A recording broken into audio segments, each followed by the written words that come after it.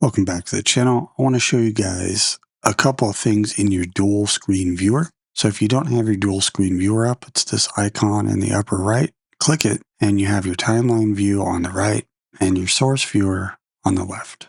There's a few settings like here on the source viewer, we have in and out time codes and duration. You can get that with the 3-dot menu and choose show time code toolbar. So this helps if you're looking for a certain duration of a clip you need to fill, or you just want to see the time code. I find that pretty helpful. But in your source viewer, there's a few things you can do that can help you edit. So let's go ahead and throw this in the source viewer. Now I already have the time code enabled so you could see where we're at in the clip and how long it is.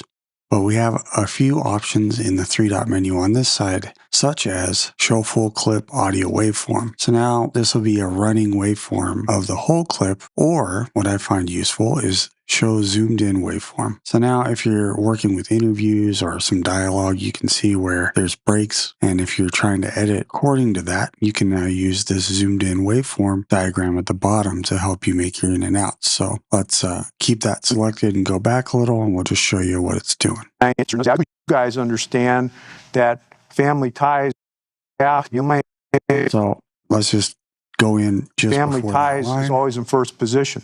You can tighten that up and hit the out, and then send it on down to your timeline. So now we have that clip down here.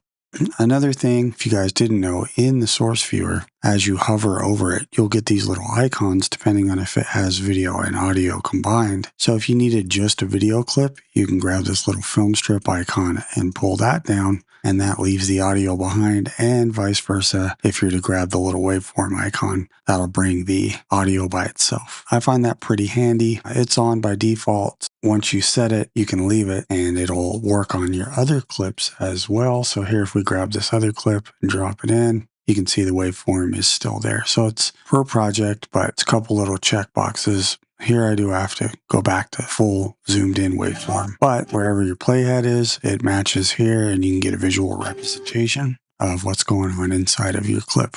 All right, I hope that helps. Thanks for watching, and I'll see you guys on the next video.